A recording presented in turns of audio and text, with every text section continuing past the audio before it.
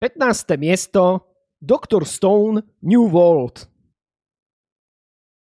Ubehlo veľa tisíc rokov, čo na našej planéte neznáme svetlo premenilo obyvateľov na kameň. Po veľa rokoch sa prebúdza Senku, ktorý sa bude snažiť obnoviť civilizáciu, akú sme ju poznali predtým. V dynamickom pokračovaní už ani tak nejde o vynálezy ako v prvých sériách, ale máme tu viac a viac akcie a súbojov na novom ostrove. Senku a jeho priatelia sa budú musieť obracať, aby zvládli poraziť veľmi silných nepriateľov, ale Senku má na svojej strane výhodu v tom, že na to použije vedu, aby zvíťazil. Trocha viac sa mi páčil part 1 ako 2, ale je to vynikajúce anime. 14. miesto Jujutsu Kaisen. V nebezpečnom svete, kde negatívna energia vytvára prekliatia, ktoré sa zosobňujú v nebezpečné príšery, s nimi bojuje Yuji Itadori.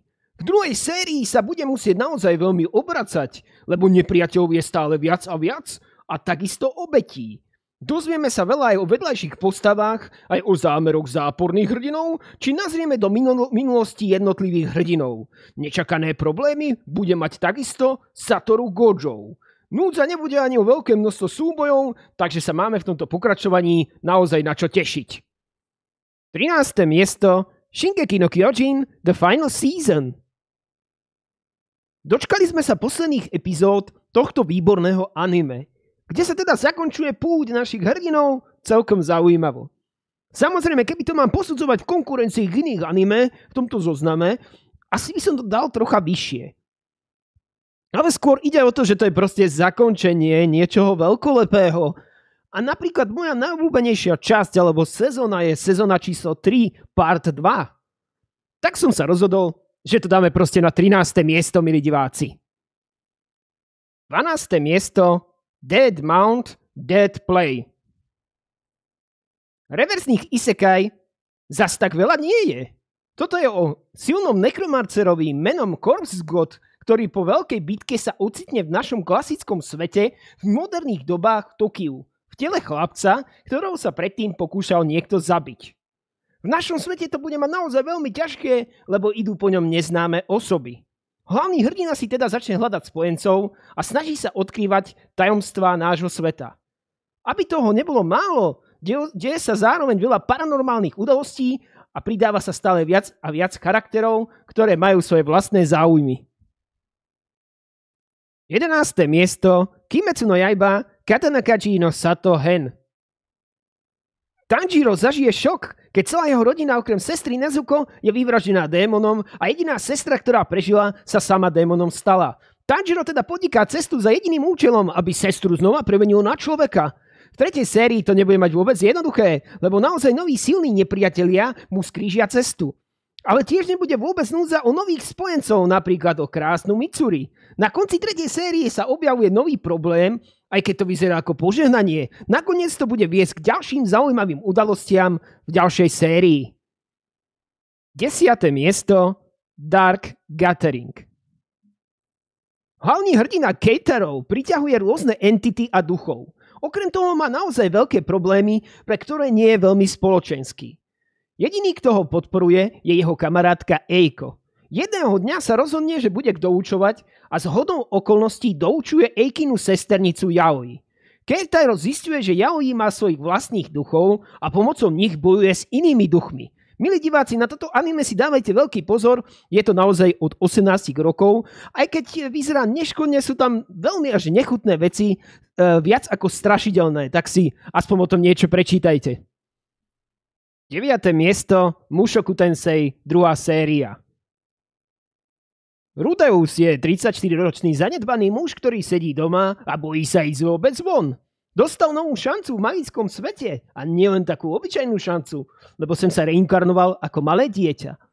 V druhej sérii bude pokračovať na svojej púti, ale začínajú ho zužovať nové problémy. Teda nepoviem vám s čím, ale je to zaujímavé. Stretne na svojej púti nové zaujímavé postavy a dobrodruhov a nakoniec zakotví v magickej škole, kde bude môcť predviesť svoje schopnosti, ktoré získal na svojich cestách a samozrejme sa naučil od svojej učiteľky a podobne. 8. miesto Mahoutsukai no Yome sezóna 2. Anime je o Chise, ktorá bola sirota a mala ťažký život. a osvojil si ju tajomný mák Eliáš. Obrovsky som bol prekvapený z druhej série po zmene prostredia a z toho, že predtým to bolo komorné anime o dvoch entitách, dajme tomu, lebo ich nemôžeme nazvať, že sú to ľudia. Druhá séria prináša Chise do úplne nového prostredia. Skôr školského prostredia, ktoré máme v iných anime už dosť, ale práve tu je toto správne korenie a zábava môže začať. Lebo Chise tu komunikuje s veľkým množstvom rôznych žiakov a na škole sa dejú záhadné veci. Eliáš tu zastáva odrazu úplne inú rolu ako v prvej sérii. Som teda tomuto anime znova dal šancu. 7. miesto Vinland Saga, druhá séria.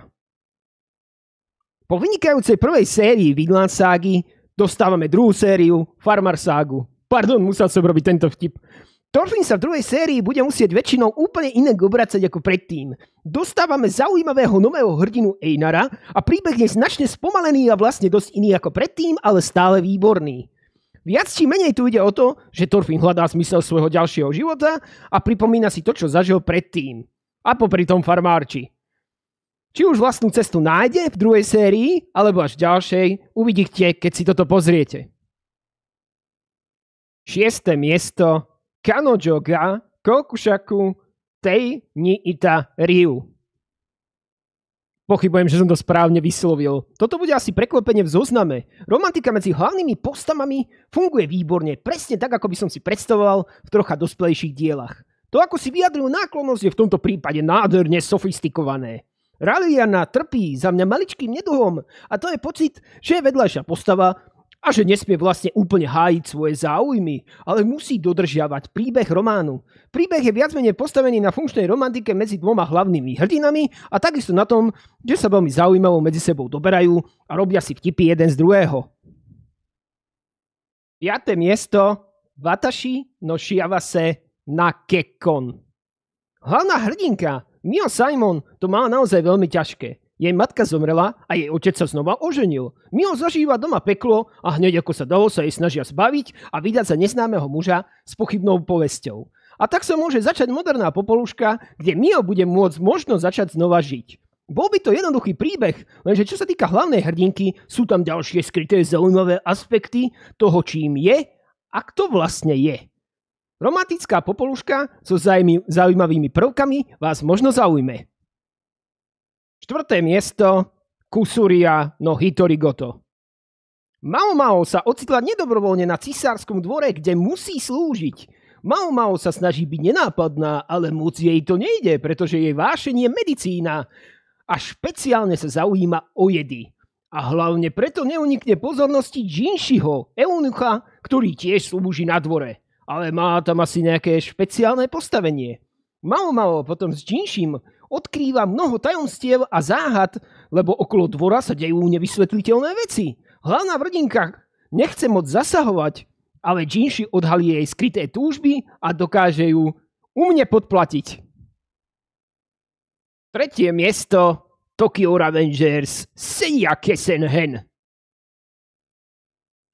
Anime o cestovaní časom s hlavným hrdinom Takemičím, ktorý sa všemožne snaží zabrániť budúcnosti, ktorej členovia gangu Tokyo Manji spáchajú zlé veci, dostalo pokračovanie a druhú sériu. Takemichi to mal naozaj ťažké, lebo akokoľvek sa snaží, nikdy mu nič nevychádza, ako by chcel. Hlavne keď sa objaví v oblasti nový gang, ktorý začne tiež podnikať kroky. Videl som aj 3. sériu, kde sa oveľa viac vecí vysvetľuje, ale za mňa druhá séria je naozaj o kúsok lepšia, milí diváci. 2. miesto Sousou no Frieren. Momentálne anime na prvom mieste na My Anime liste predstavuje magický príbeh plný mágov, kde Frieren a jej družina putuje po krajine a prežíva dobrodružstvá. Frieren si často spomína na svoju predchádzajúcu družinu a jej partnera zbraní Himmela. Naša hlavná predstaviteľka je elfka a teda sa dožíva naozaj vysokého veku. Pozvolna a pomaly rozprávaný príbeh je naozaj vynikajúci, lebo dáva priestor epickým momentom, ktorých je menej, ale sú neuveriteľne dobré.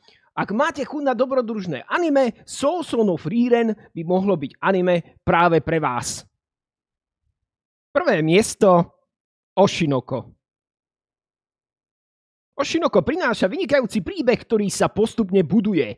Už pri prvej veľmi dlhej epizóde číslo 1 si získava svojich divákov, aj preto, lebo táto epizóda má cez 1 hodinu. Anime by som rozdelil do 2 častí, a to prvej línie, kde sa vlastne zobrazuje krutý a zároveň zaujímavý svet idolov, a druhá línia je detektívna časť, ktorej sa venuje Aqua. Samozrejme pri Oshinoko sa bavíme o reinkarnačnom anime, ktoré sa odohráva vo svete showbiznisu, ale nesmieme zabudnúť na vynikajúci vizuál a vynikajúci opening. Toto anime je pre mňa jednoznačne na prvom mieste, milí diváci.